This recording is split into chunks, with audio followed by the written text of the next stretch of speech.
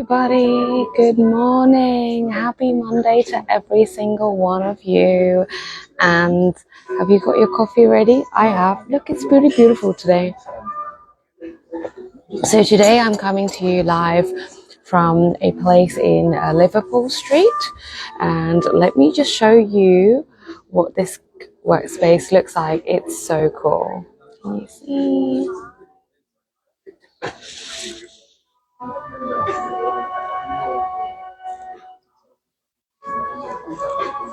It's got plenty of space where you can sit and work.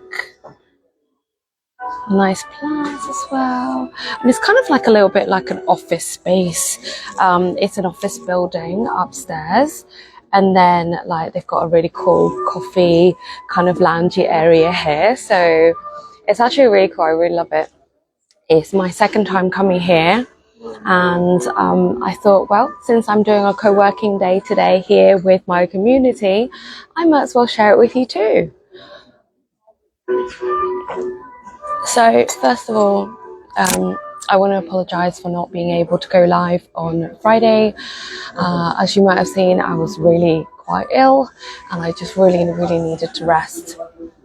And, you know, I think what the question that I received this week that I want to answer really helped me reflect on this. And it was part of the reason why I also chose not to actually do the live in the first place.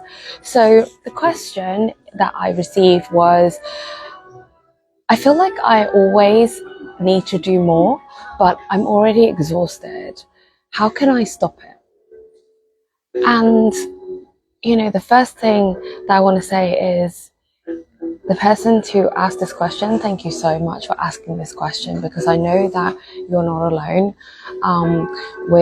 Especially with us high achieving women, you know, we're always thinking, wanting to do more, to achieve more, because we know it's not like it's not even about that we don't have the capability. It's about whether we have the capacity. And on Friday, I was so ill, like randomly. I think it must have been, even I get like really exhausted. It must have been just exhaustion. And I felt like I couldn't even get out of bed without feeling like I need to hold on to something. And even though I really wanted to do the live, and I was like in my head, I was going through the motions. Okay, Janette, you gotta get out of bed now. It's like X o'clock now, and you know your audience is waiting for you. There's someone there waiting to actually hear your answer to this really important question. What are you gonna do? And I was like, okay, I'm gonna get up now. And I tried to move. No, okay, rest a little bit, come back, try again. And I kept trying. And in the end, I was like, you know what? If I actually showed up today and I did my live today, I'm not doing anyone any good, myself or my audience, because I'm not going to be able to show up as my best self. I'm not going to be able to answer the question properly and do this live properly and offer my best value. So you know what, Janette? Just inform everyone that you can't do it, you're ill, and then just let it go and rest for the whole weekend. And that's exactly what I did. So I feel like this question actually came really timely with my situation, because when we want to keep doing more, there is actually an underlying reason, rather than it just, you know, the to-do list. Because who's created your to-do list? You did. Or we did for ourselves. No one else is saying that you've got to like all of these things that you have to do at home, and then to do at work, and then with your relationship, and then etc. It's not about that. It's actually about you know, at what point do you actually understand and do you feel like you are working and doing things towards that are moving towards your why? So when I was feeling really ill on Friday, I felt like even though my why was really strong, I knew that this is what I really wanted to do. I knew that by showing up was going to help the person who asked the question and whoever else watches my lives. However, not actually listening to my body and forcing myself through it is going to make things even worse, because my brain wasn't working properly. I could hardly like sit up properly and just be able to say, oh, I need to honor myself and I need to honor you. That's actually something that is really important in setting your boundaries. So whenever you feel really exhausted, I want you to think about, and you want it to stop, obviously, you don't want to be staying in consistently feeling exhausted. I want you to ask yourself some clarifying questions. The first question is, what is your why? Why are you wanting to put this on your to-do list? Why are you doing this in the first place? Is it because someone else told you to, even though it doesn't align with your values? Or is it because it's something that you're really, really driven by?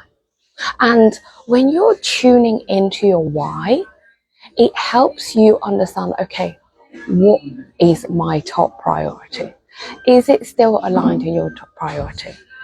Because when someone else tells you what to do and you're just following instructions from someone else, there is going to be a sense of, I'm not sure whether this is aligned with me or not. So first of all, you need to ask yourself that question. What is your why? The second one is understanding what is your top priority in that moment. Because even though you've done the clarifying questions, yes, this is absolutely part of my why. It's really what I want to do, like doing the live on Friday. You're asking yourself that question of what is your top priority at that particular moment. It's going to help you hone in and understand. By doing this task, whatever it is, by doing this thing, what's it going to help? Is it going to take you further or towards your goals or move you away from your goals? So using my example again on Friday, by showing up live on Friday, that would have taken me further away from my goals. Because what is my goal? My goal is to actually be able to serve people in my best way. Now, if I had showed up really sick and like I could hardly think, I could hardly talk, and I propped myself up on my sofa, let's say, or even in bed, and I came live, what would have happened?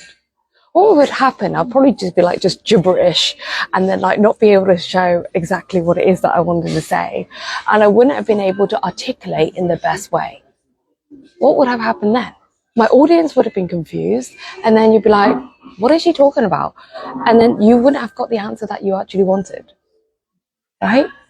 So my top priority in that particular moment, given my situation, was that I needed to rest.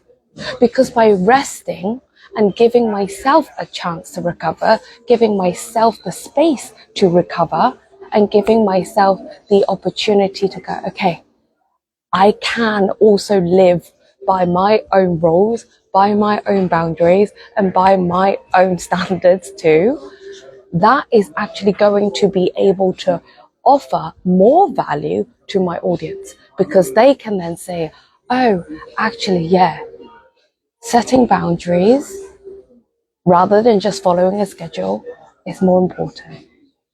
You see? So now understanding your priorities, giving your current situation in that moment is also really important. And once you've asked yourself those clarifying questions, you'll be able to get a gut feel of, okay, out of like these 50 billion tasks, or maybe it's just even 2 tasks, which one is the top priority for me right now?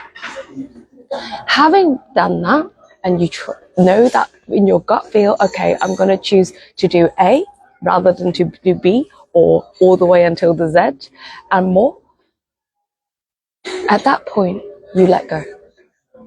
At that point is when you trust your gut, you trust your own decision, and you trust that you have made the right choice for you, and it is the best choice for you.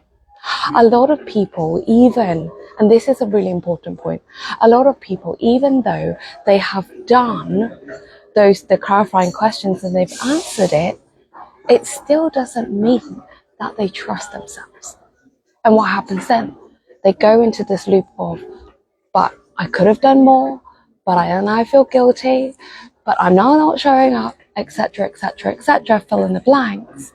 And then they get guilt tripped into going back to doing the thing. And which means that you've broken your own boundaries, which means that you've not followed or back on your own rules, which means that you have actually not shown up for yourself or your audience in the best way. Or whoever it is that you're trying to do. It might be even your partner that you haven't. If you're not taking time to rest for yourself, you're not showing up with your best self in front of your partner either. So trusting yourself